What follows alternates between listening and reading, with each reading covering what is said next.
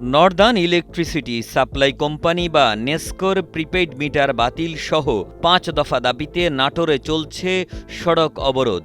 নাটোরের সর্বস্তরের ছাত্র জনতার ব্যানারে দুপুর ১১টা থেকে শহরের হাফ রাস্তায় নেসকো অফিসের মূল ফটকের সামনে অবস্থান নেয় শিক্ষার্থী ও সাধারণ মানুষ। আমাদের নাটোরের প্রত্যেকের প্রাণের দাবি এই যে ভৌতিক একটা মিটার, রাক্ষসী মিটার যাকে বলে, এই মিটারটা আমরা পরিবর্তন করে এখান থেকে যাবো ইনশাল্লাহ। সরাতে বলছি এই কারণে যে আমরা যখন মিটারে ব্যালেন্স তোলার পরে ব্যালেন্সগুলো যে অটোমেটিক 200-300 টাকা আউট হয়ে যায়, এটা কোথায় যায়, কোন পারপাসে যায় আমরা এটা জানি না, বা এটা আমাদের বিভ্রান্তির কারণ। আমাদের টাকা কেটে নেয়, কি পারপাসে নেয়, কোথায় যায় টাকাটা, কেন যাচ্ছে?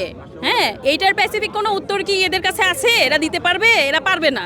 মূল কথা হচ্ছে আমাদের এই মিটার চাই না।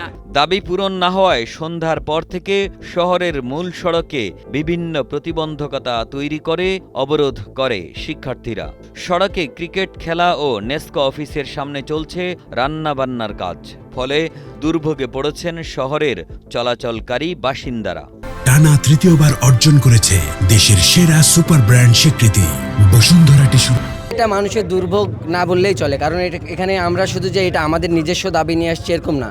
আমরা নাটোরের প্রত্যেকটা মানুষের ঘরে ঘরে গেছি, তাদের থেকে শুনছি প্রিপেড মিটারের সম্পর্কে। তারা সকলে বলছে যে হচ্ছে প্রিপেড মিটার বাতিল চাই। হয়তোবা তারা কর্মব্যস্ততার কারণে অনেকে এখনও রাস্তা দিয়ে যাতায়াত করছেন, যেটাকে আপনারা জনদুর্ভোগ বলছেন। তারা আমাদের সাথে একত্রতা পোষণ করছেন। তারা গাড়ি দিয়ে যাওয়ার সময় বলছে যে আমরা তোমাদের সাথে আছি, তোমরা তোমাদের আন্দোলন চালিয়ে যাও। একই দাবিতে গত বছর নেসকো অফিস ঘেরাও কর্মসূচি পালন করা হয়েছিল, কিন্তু সে সময় কর্তৃপক্ষ আশ্বাস দিল তার কোনো সুরাহা হয়নি। এই জন্যই মেনলি আমাদের আন্দোলন। এটা আসলে আমাদের ব্যক্তিগত নয়, এটা গোটা নাটোরবাসীর আন্দোলন, নাটোর জেলার সবার আন্দোলন, জনগণের আন্দোলন। আমরা আগের মিটার ফেরত চাই।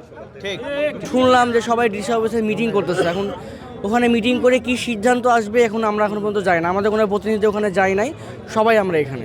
এই বিষয়ে নেসকোর নির্বাহী প্রকৌশলী জানান, এটা মন্ত্রণালয়ের সিদ্ধান্ত, এখনো মন্ত্রণালয় থেকে কোনো দিক নির্দেশনা পাওয়া যায়নি। এটা আমি আমার ঊর্ধ্বতন কর্তৃপক্ষকে জানিয়েছি এবং লোকাল অ্যাডমিনিস্ট্রেশন স্যারের সাথেও আমার যোগাযোগ আছে। ডিসি স্যারও সচিবালয় জিনিসটা জানিয়েছে সচিব স্যারকে। এখন এটা তো মন্ত্রণালয়ের সিদ্ধান্ত, এটা আমাদের লোকাল কোনো সিদ্ধান্ত না। আচ্ছা, এটা পলিসি লেভেলের সিদ্ধান্ত।